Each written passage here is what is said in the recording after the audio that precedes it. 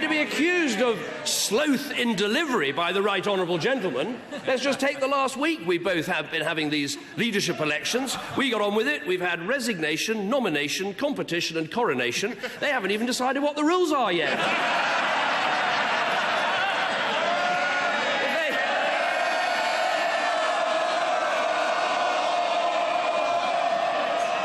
If they ever got into power, it'd take them about a year to work out who would sit where. Jeremy Corbyn. Democracy is an exciting and splendid thing, and I'm enjoying every moment of it.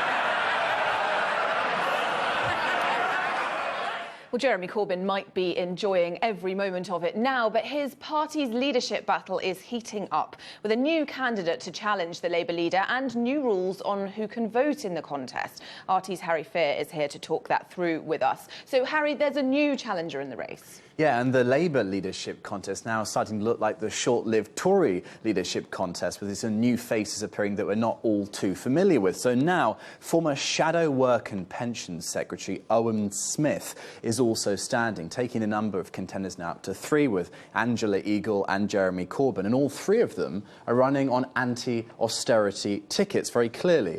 And the fear of those wanting rid of Corbyn is that this 3rd contender now is going to split the anti-Corbyn vote.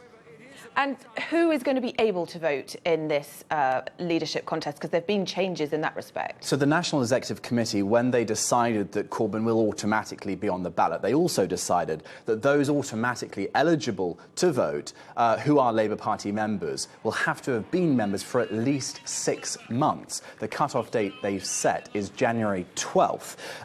They will, if they do want to then vote, need to register as Labour Party registered supporters. They have to pay for that. It was £3. They've also decided now to increase it to £25.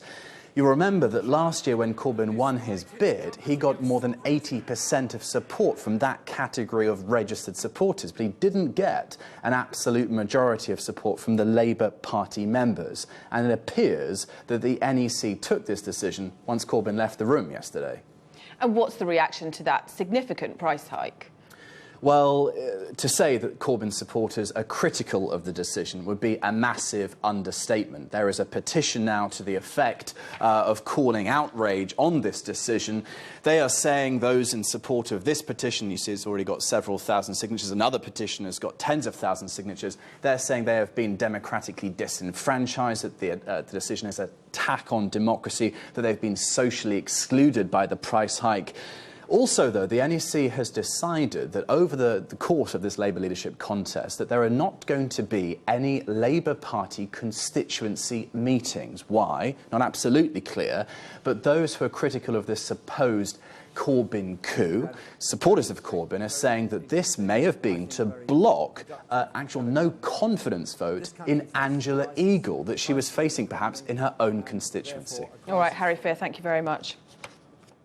Well, to unpick some of what Harry just said, I'm joined now by writer and activist Elizabeth Misen.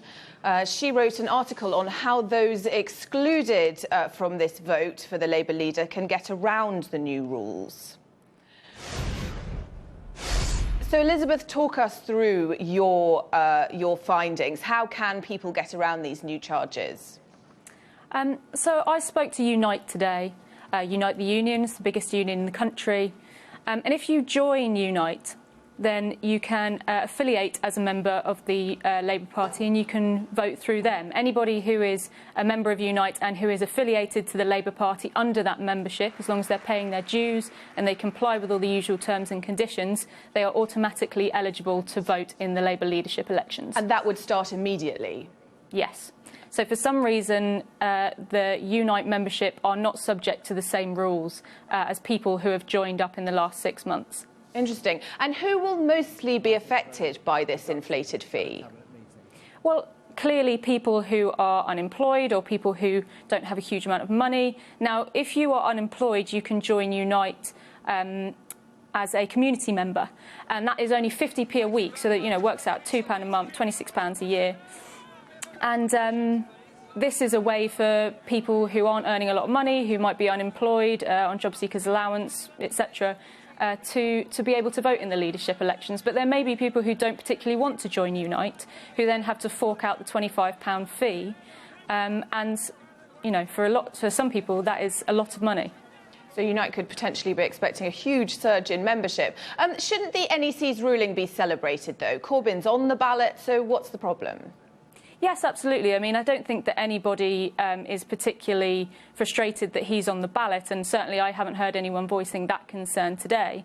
But I think that the main issue, and certainly my main issue with it, is that there's been a complete lack of communication from the NEC or from Corbyn about this massive disenfranchisement. Corbyn immediately released a video on his own Facebook page to say that he'd been on the ballot, and he was very happy about this, of course. But he hasn't said anything that I've heard today about the removal of the people that have joined up over the last 6 months or the hiked fee. And there's also been no official statement from the NEC. So it was released in a press release, and we've heard about it through the mainstream media. But we've heard no justification for it and no explanation about it from the NEC, the Labour Party or Jeremy Corbyn themselves. All right, Elizabeth Myson, thank you very much for talking to us. We appreciate it. Thank you.